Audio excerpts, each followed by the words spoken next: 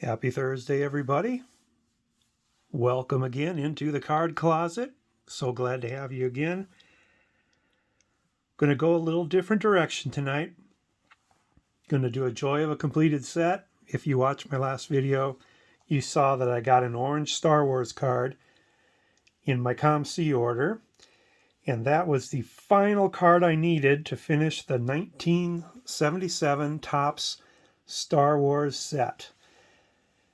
Now, when I was a kid, I do remember buying these at the store.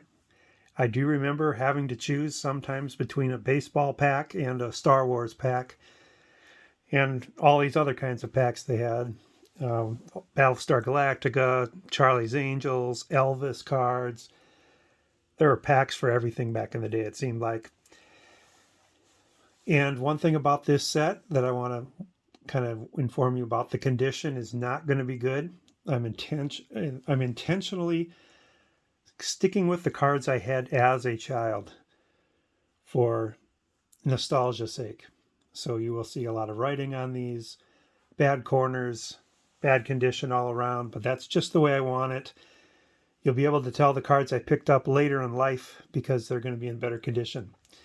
So let's start off with the 1977 Topps baseball, Topps Star Wars set. I'm going to try to show it a little bit of an angle here because a lot of these cards are in landscape and a lot of them are in portrait. So hopefully we can kind of show them like that. So there were 5 series. Started off with a blue series. Cards 1 through 66 were blue. And right off the bat, you're introduced to some of the main characters. This card number 6, Obi-Wan Kenobi, was the last card I needed. So you can see that there's a lot of scenes from the movie. Episode 4, the first Star Wars ever. And unlike my other sets, in the sports, there are no teams unless you want to have the good guys and the bad guys, the rebels and the Empire. Other than that, there are no teams per se. So I do display this set in number order. For some reason, as a kid, my favorite cards were the cards that had the lightsabers on them.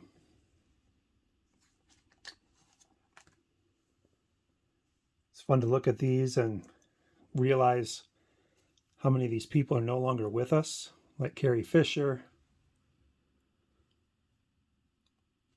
Ben Kenobi. I believe the guy inside C-3PO is still alive, but Chewbacca, he passed away. R2-D2 guy passed away. They have these puzzles on the back side, which you can see a little bit there. It's about half the cards have these puzzle pieces, and you can put them together and make a picture. I know if you watch my video that I interviewed my friend on, we joked about these being the rookie cards for a lot of these people.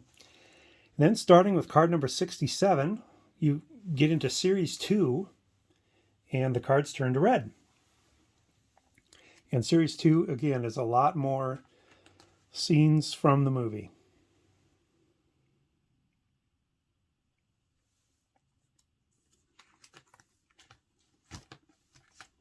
I was 6 years old when Star Wars came out. I did see it in the theater. My parents took me. And I saw all 9 of them in the theater.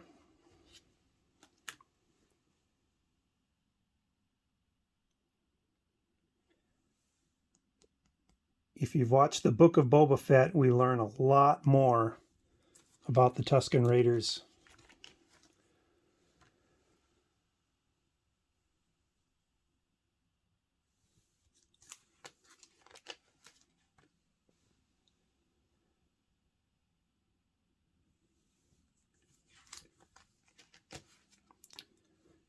And then after 66 more cards of red, we get to Series 3, starting with card 133, and they turn to yellow. And again, more scenes from the movie.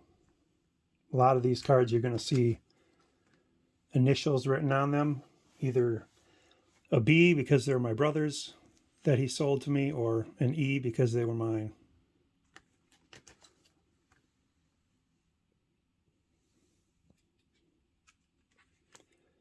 The store that I used to buy these at, it's a little convenience store, and it's still around. 45 years later, it's still there. The building is still there. It's a liquor store now, but I think I will probably do an on-location video of that little building just for posterity's sake, because the other building I used to buy my cards at was an old 7-Eleven a few blocks away, and they just tore that down over the winter. So one more landmark from my youth gone.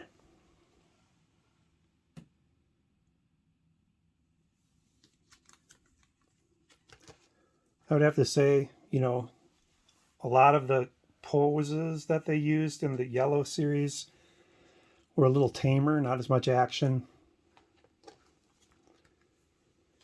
And then they switched. We're still 1977, but Series 4, they switched to green. And Series 4 starts off with a bunch of additional shots from the movie, but then it gets into some character introductions.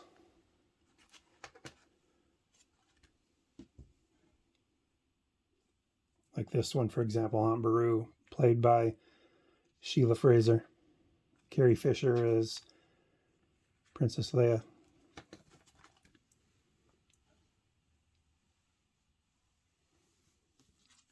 Again, not as many action shots in the green. A lot more still photos of people, actors. Harrison Ford. Somebody out there was in that costume for the picture, and they know who they are. Just kind of curious if there are autographed cards, autographed versions of that card by the gentleman inside the suit. Here's another one.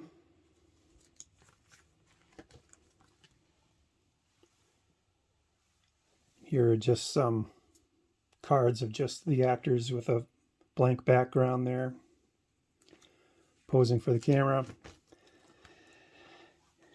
And then Series 5 was orange. And most of Season 5, the orange is pictures of the filming, the making of the movie. So I think George Lucas is going to be in some of these, and you'll see some photos of filming and stuff like that. I like it how they get some of the odd people into the set somehow.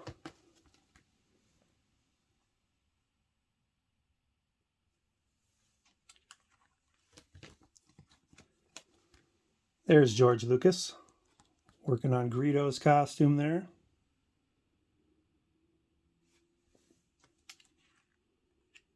Some of the staff putting together C-3PO. People putting makeup on, like on Chewbacca there. Film crew, people working on droids. Just a lot of behind the scenes kind of photos. There's Dave Prowse and Alec Guinness practicing their lightsaber fighting.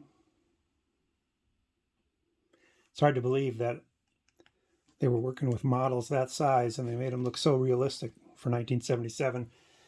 And then this is the end of the set here, up through card 330, and on location in Tunisia.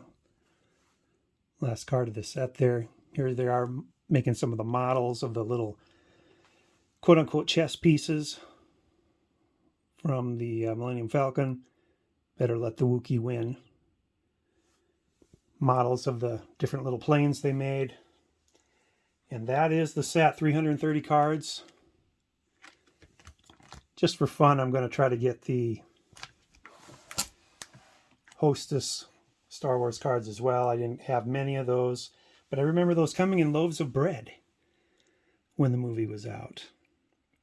So I'm going to try to pick up some more of those, put them together. They're surprisingly higher cost than I was expecting to put these together. So I got probably over half of these ones to go. But anyway, hope you like that. That was 1977 Topps Star Wars. And finally, it is in the books.